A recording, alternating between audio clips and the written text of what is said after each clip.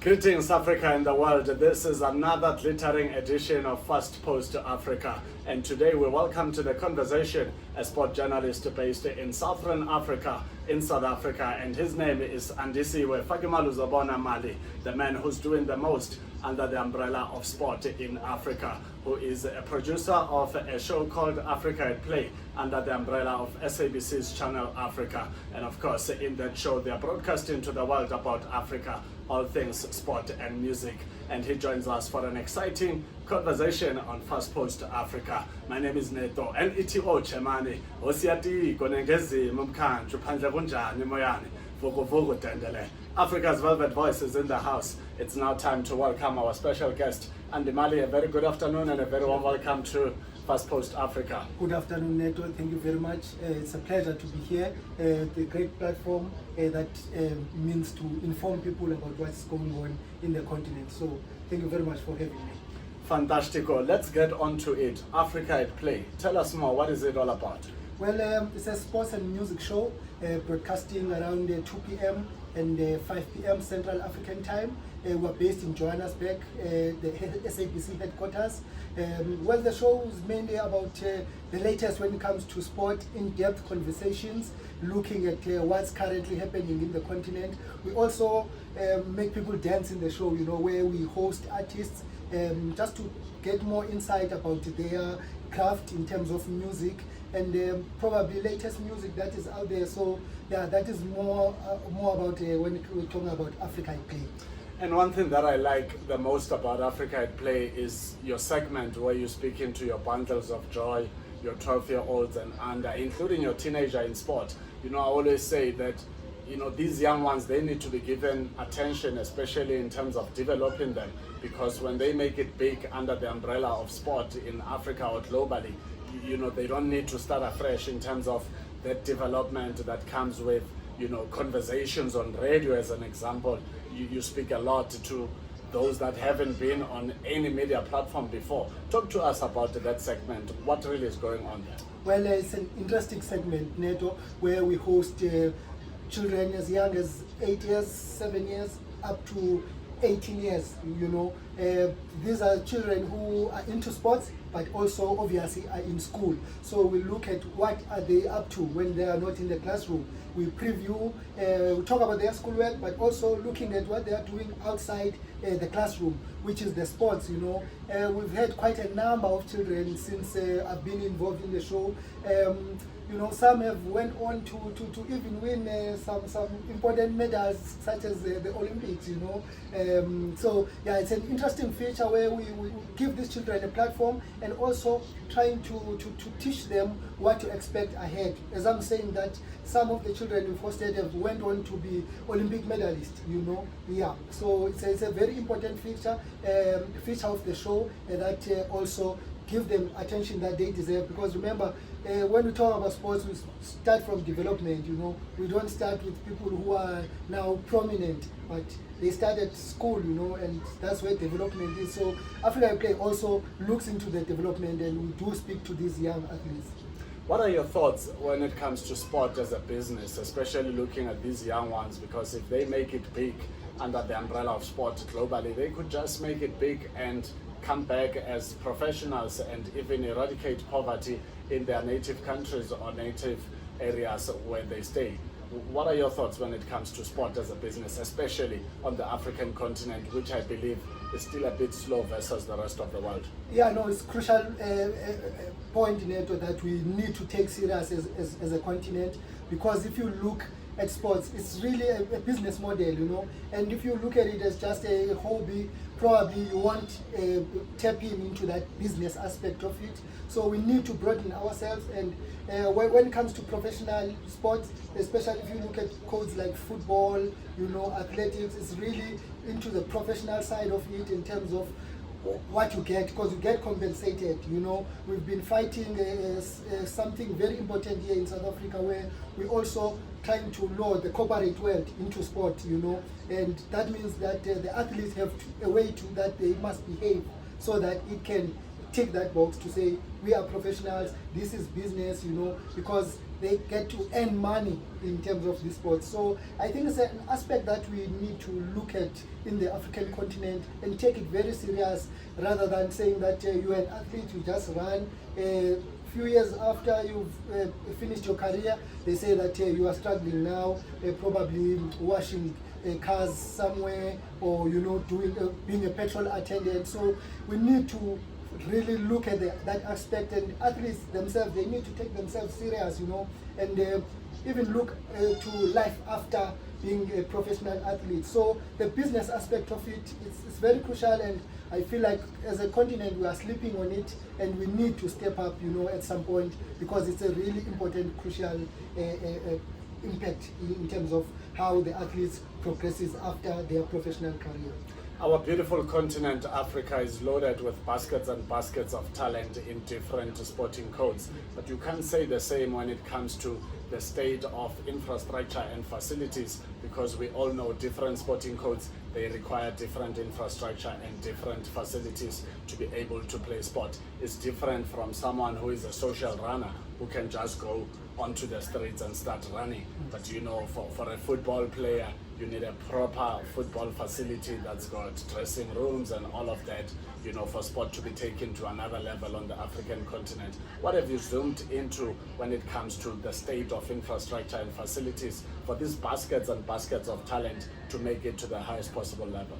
Well, Neto, it's also a crucial part, that one, when it comes to infrastructure. I will talk about South Africa, where I am, and where I can make a practical example. You'll find out that we are looking for talent, but we are not making sure that they have proper facilities to nurture this talent, And when it comes to sports like, let's make an example, rugby, you would expect that you want to see black children also being involved in these rugby structures, but you find out there's no investment when it comes to infrastructure, and that affects the number of the pool that we get from the black communities, your township. So this thing would even go back to our first questions that we touched on when it comes to school, So if we do invest in terms of school infrastructure when it comes to sport, I think that can also help the continent going forward. Because if you look at other African countries, even with running, the runners, you find out that they run without proper shoes, but these people will succeed later on. But should we have proper structures and support for these runners at an early age, they would be motivated and probably do more and probably prosper, because we've seen that many prominent athletes throughout the world, they have African roots, but they can't succeed in the continent because of the lack of infrastructure. You look at things like diet when it comes to these athletes, they know nothing about that, Getting ready for big marathon, they lack the support that is needed, So infrastructure and the proper support at an early age is very crucial for the African continent. I feel like we still have a lot to do in terms of meeting the proper requirements and also trying to assist these athletes, because now it's almost a situation of trying to achieve greatness against all odds. All the odds are against us, but we do try our best and try and achieve at an international stage. But if we had to look at proper structures, infrastructure when it comes to sport, we're still lacking, but there is a space to improve for the continent. And I feel like if the powers that be can also come in, cooperate as well, because they play a crucial role, because we find out that the government also don't fork out a lot of money that would be enough to support different sporting codes. Some would qualify for an international tournament. You find out they can't go there because they lack funds, Last week on the show, we had a footballer who was invited to go and play in Saudi Arabia, for trials. He's a brilliant footballer, but they don't have now, the visa is sorted, the accommodation when you get there is sorted, but they can't leave South Africa to go and participate, in this tournament. And this would open doors, because when I went through the contract as a producer, when the presenter shared it to me, I found out that this player might sign a contract there if he's successful in those trials. But now the player was in studio last week and they have to go early next year. Now it's December, you know. So they need to be there as early as possible to secure these funds, but we did play our role, because also as a media, exposing them and their challenges is also part of our role. So with the media, you know, the corporate world and, you know, the sports federations, you know, they need to look into these things, sports departments, you know, across the continent, you know, they need to come on board. And I'm not sure what is the difficulty, you know, because even on the show we had an initiative where we're still working on it, where we try to put different ministers from different countries in the same table, even if it's online, because they might not be able to come here in South Africa. But because we're Channel Africa, you know, we want to open a platform where we get them in one space, they exchange, you know, ideas and probably challenges that they have, because they might be able to assist each other. So when it comes to issue of infrastructure, we still have a lot to work on as a continent, but it's possible. I believe that Africa, you know, can become great if we try and work together and everyone gets involved. Even from the parents' point of view, you know, they must support their children, make sure that they also go out, you know, to these events when they are hosting, you know, because it's sad to have an event as a coach or as a media outlet, and then you find that there's no support for those children. They are just here with their coaches and there's no support from home. So if we talk about support, and you know, it needs to start from home, from the community as well, and also from the powers that be. What are some of the highlights in terms of greatness when it comes to African athletes as you speak to different stakeholders across the African continent? Well, it's a long way, Neto, but some are coming through, because there are marathons that are being supported by corporate. We see that popular sports like football, cricket do have sponsorship to some level, but also one of the challenges that we've been pushing here in South Africa is also thing of gender equality as well, you know, to say those who are supporting, they must not support only the men's sport, which is have been traditionally been there, but now we're trying to integrate, you know. Africa needs to join the world. We've seen countries like the USA, you know, doing it well when it comes to female sport, you know, making sure that you give a balanced support, because we find out that these are two national teams, and the female team, when it comes to football, is achieving more than the men's team, but they have less sponsorship, you know. But you find out the men's team that has been there, have achieved in the past, have sponsors, but they are not performing in the field of play, you know. So in pushing that gender equality and making sure that we also support the girl child, because the world is no longer the same as it was 10 years, 20 years ago. We need to move with times, you know. Africa needs to move with time, and I feel like also the support from the corporate needs to be reflect on that, to say the girl child is equally as the boy child, you know, when it comes to sport. And also trying to, you know, things like equal play. It was a serious topic at some point here in South Africa. We have not reached the point yet, but I feel like once we talk about it, you know, those who support start to realize and see the importance of, you know, trying to support and, you know, giving everyone an equal chance, because I believe we deserve one. Talking about women and men's teams when it comes to the beautiful game of football, which gender, and it's not that I'm making it about gender, but you've touched on the fact that women teams have a tendency of doing well. We've seen it with the Copper Queens in Zambia, who have performed a lot better than Chipolopolo. At one stage, Banyana Banyana was doing greater than Bafana Bafana in South Africa. Even the Super Falcons of Nigeria were doing a lot better than the Super Eagles. And that now brings my question to the table to say, whom of these two teams will win the FIFA World Cup first?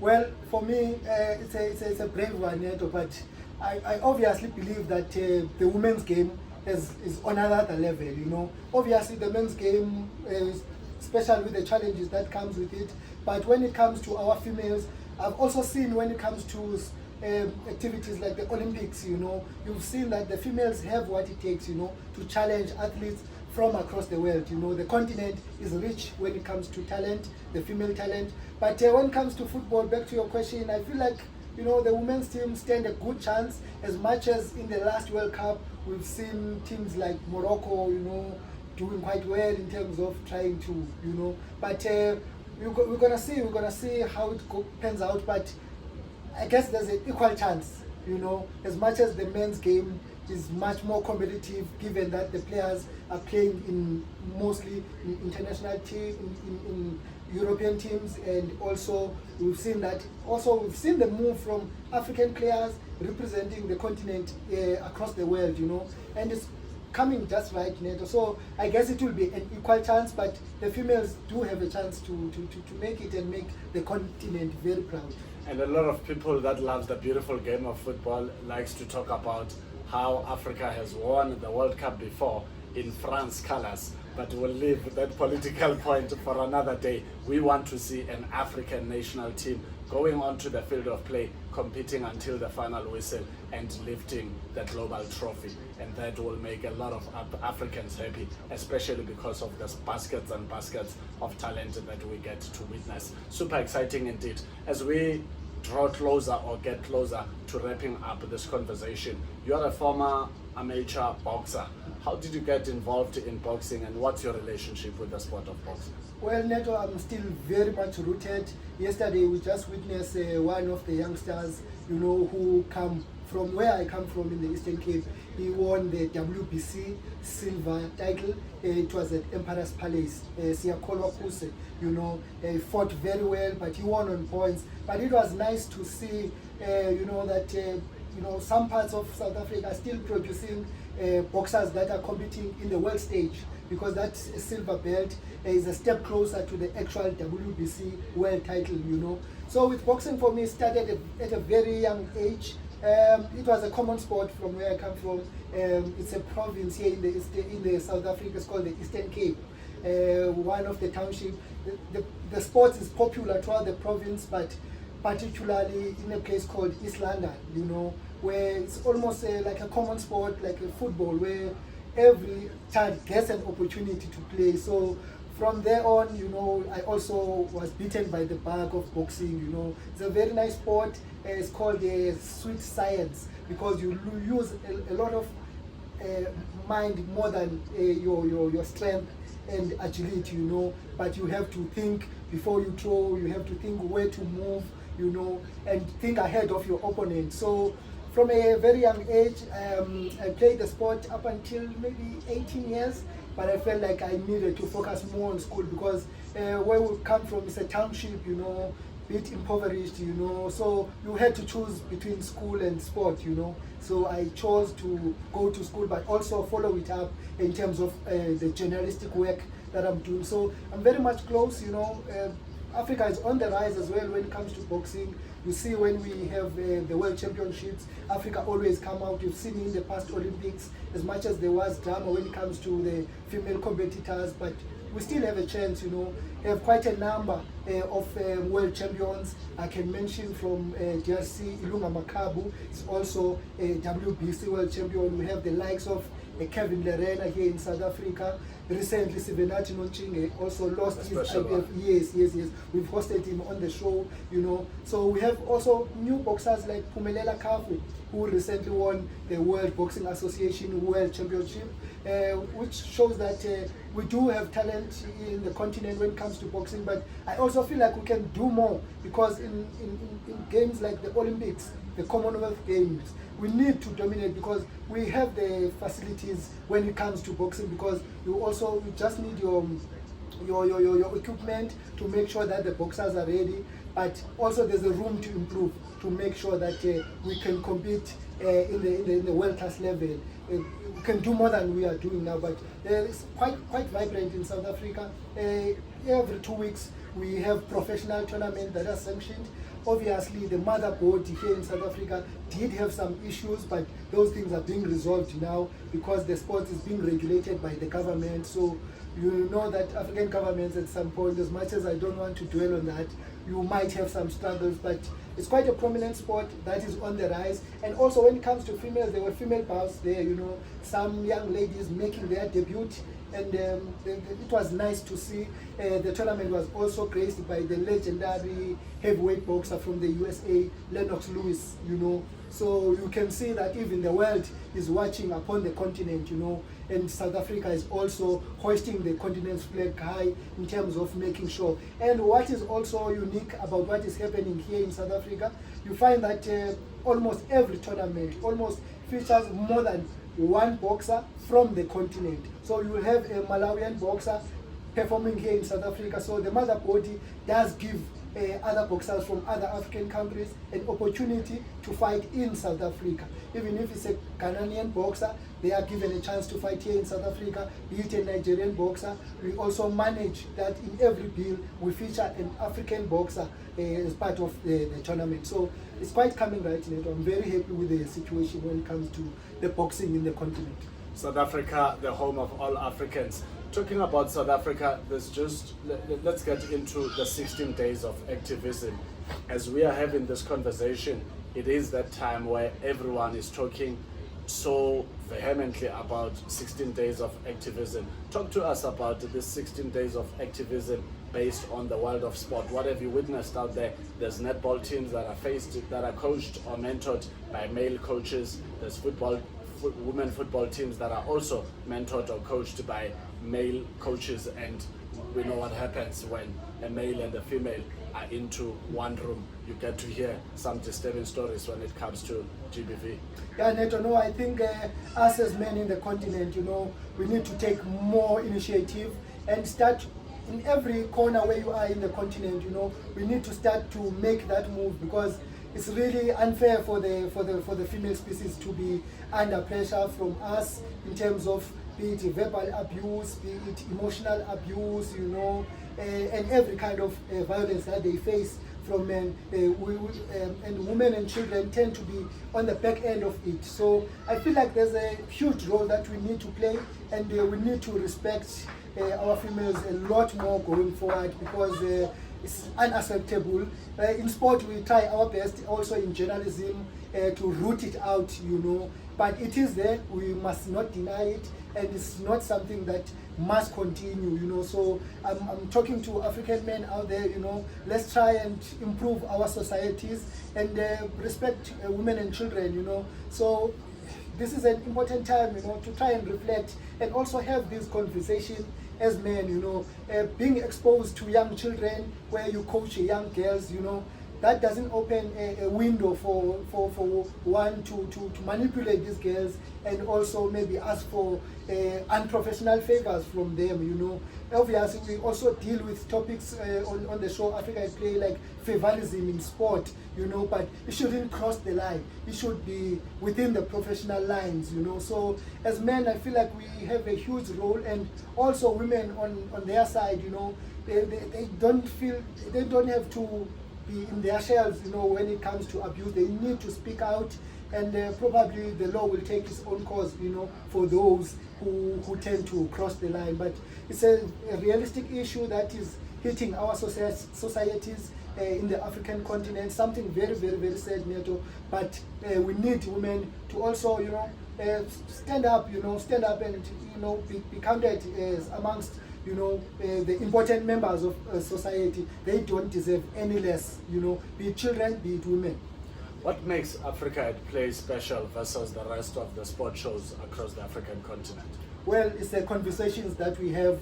We try to go beyond your normal interview, question and answer kind of situation. We try and go deep, you know, and try to involve, you know, we have some special elements on the show where we even surprise our guests, you know, try and get someone close to them, you know. So you'd see that it's not just your normal show, because we follow the latest stories, you know. We try and talk to our correspondent throughout. So if you have a breaking story in Zambia, Africa at Play would be your ideal show, because we'll be talking with a journalist on the ground in Zambia to give us the latest.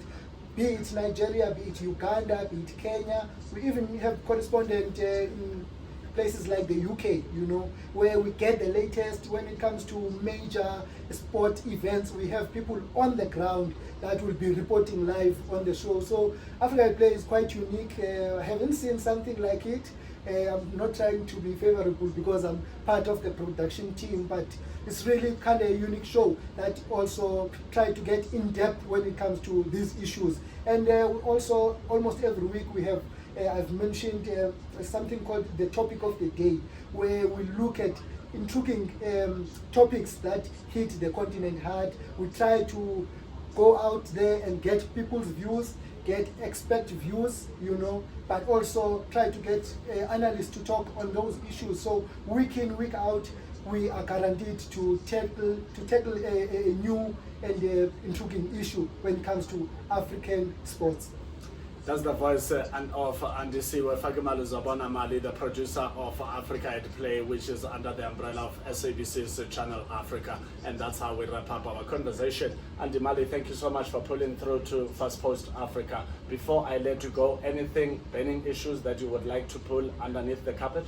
Well, looking forward, Neto, to an interesting times when it comes to African sports. But I feel like the word out there should be that we must, try and develop the talent as young as possible, because trying to develop a tree while it's growing now, it becomes an issue. But if you try and groom it while it's young, so let's focus on our youngsters and let's give the necessary attention that is needed to these young athletes, because I feel like they are the future. Because as a current leaders now, even in journalism, our failures will affect the next generation. So also to those who are in leadership position, we need to make sure that we don't fail those who are coming after us, because they will be the ones who will suffer the consequences, So for those who are in leadership, let's make sure that we leave a great trade for those who are coming up.